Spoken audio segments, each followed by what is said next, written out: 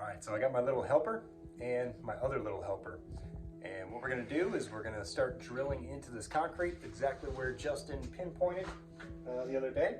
Came out and ran that scope and found out that my drain line is right underneath this closet, or the old closet floor, right about here. So I'm gonna open up a strip, probably about a foot long, so that I can put a Y branch in here and run my drain line up to the second floor. So kind of made a little rectangle here, and I'm gonna start drilling holes all the way around to start breaking that apart and see if I can't find that drain line.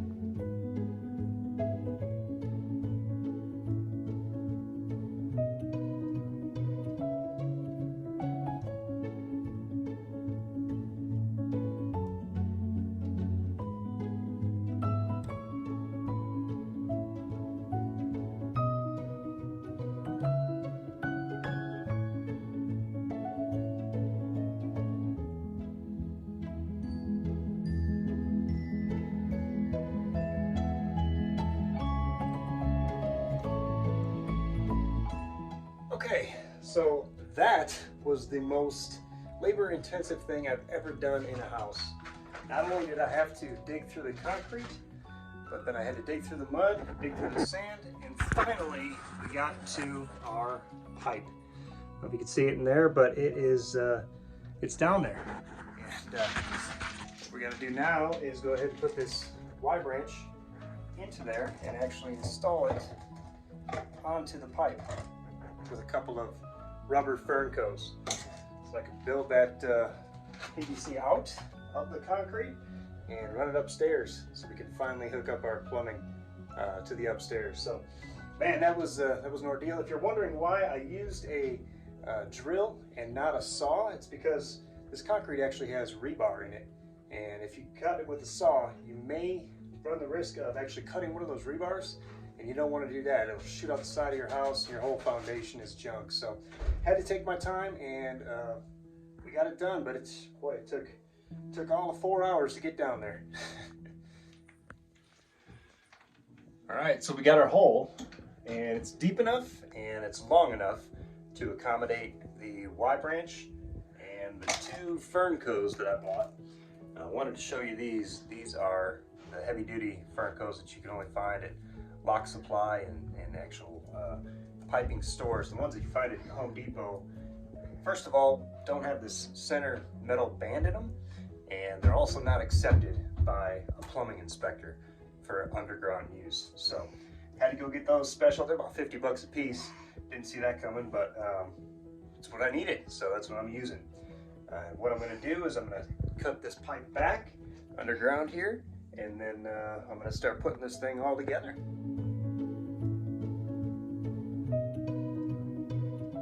So if you're able, I would definitely not limit yourself to just the fitting size like I did, and cut you a bigger hole, as big as you possibly can. It was really hard to cut the existing drain line underneath because I couldn't reach it. I couldn't get my Sawzall in there, I couldn't get my angle grinder in there, I couldn't get any power tools at all. What I ended up cutting the drain line with was a drywall saw, just a jab saw. It took forever, it was kind of hard to do, and the problem with that is because I cut it on an angle on each side, because I needed to cut back further than the hole itself, I ended up with this. And each end is way too much of an angle to get any type of connection or coupling onto.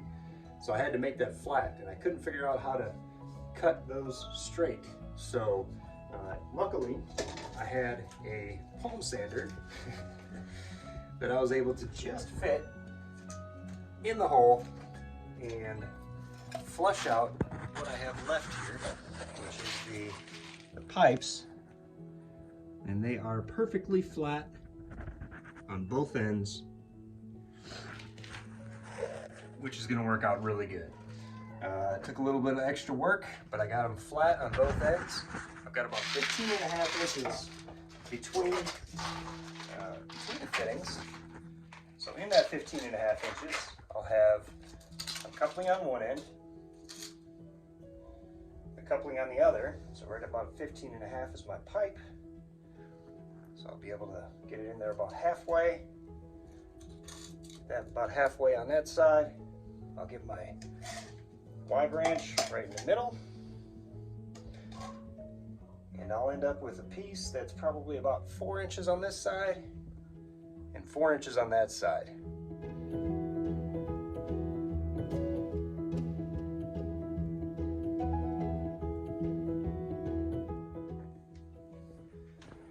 All right, I got the Y branch in there. It's actually in place. I've got the fern cones on each side ready to go, ready to tighten up. Problem is I can't fasten them because I can't quite get a drill into the hole there. So what I did is I ended up going to Lowe's here and buying this adjustable driver so that I can put on the 5/16 end right there, turn this any direction, and fasten up those hard to reach Fernco bolts.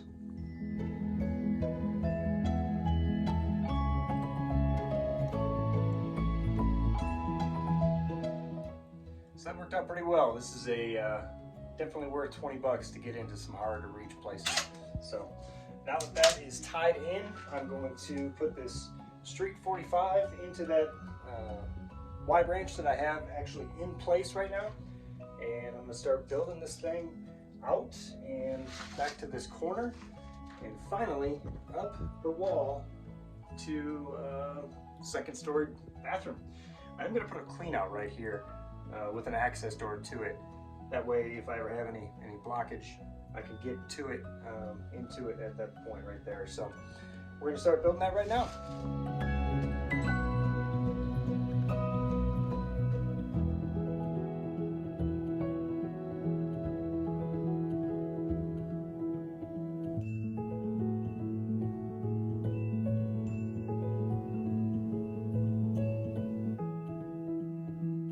So I got my plumbing line in from underneath the floor, comes to a T right there for clean out, runs all the way up to the second floor, and comes out to the 90 right here.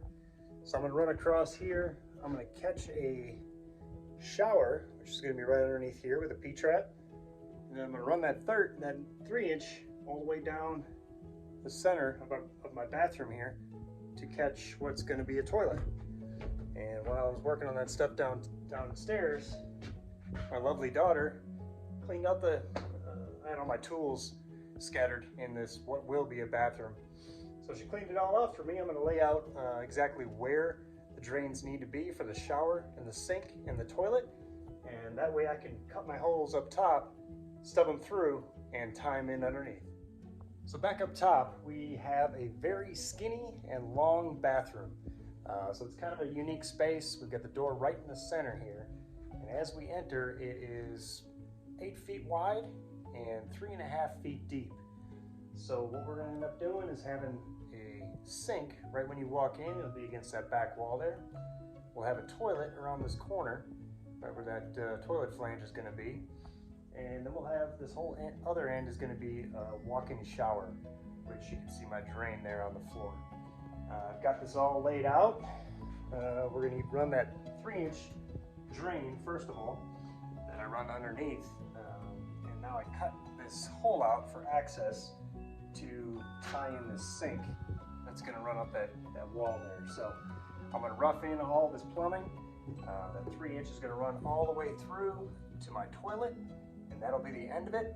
I'm going to run it all underneath. I'm going to maintain an 1/8 inch per foot standard pitch so that everything pitches down and out. We're gonna get it all tied in and get done with this drain. All right, so we got the drain lines in. I've got the shower roughed in. I've got the sink up the wall there, and I've got the toilet over here. I'm gonna leave the hole in the floor. That way the inspector can see exactly what we got going on and not have a question on how it looks. I do have to go back through and put these test caps in so that they can pressurize the system and make sure that it's solid so I can get the rough inspection pass. One thing I am going to have to do on this bottom side here, now that I got this drain line in, is I'm going to have to build a soffit around this so that it's all drywalled in. Not sure what that's going to look like yet, but it's something that I had to do, so we'll have to work with it. The last thing I have to do to the extension of this drain system is put in a vent. If you don't have a vent in the system, it won't drain properly. So for all three of these, since the toilet, you can't really put a vent on it, you don't want to put one on the shower. So on the third branch, what I ended up doing is running a vent. I was going to put it in the wall, but I realized it wasn't going to breathe correctly, because what I'm going with is called a Studer vent. That way you don't have to actually pop through your roof and have an ugly pipe sticking out of your roof. You can have this vent instead just at the top of the pipe to vent the system. I couldn't put it here because it would have been inside the wall, and you also need access to the Studer vent. So what I ended up doing was elbowing this is going to be my sink here, into the garage space, and then I 90'd it back up and put the Studer vent inside my garage space, which is well ventilated. There's soffits on both sides, and it's highly accessible. So with that being said, the vent system and the drain system is finally 100% complete. Next, we're going to start working on the PEX tubing and all of the fittings that need to be put in to put the valves and bring water up to this bathroom.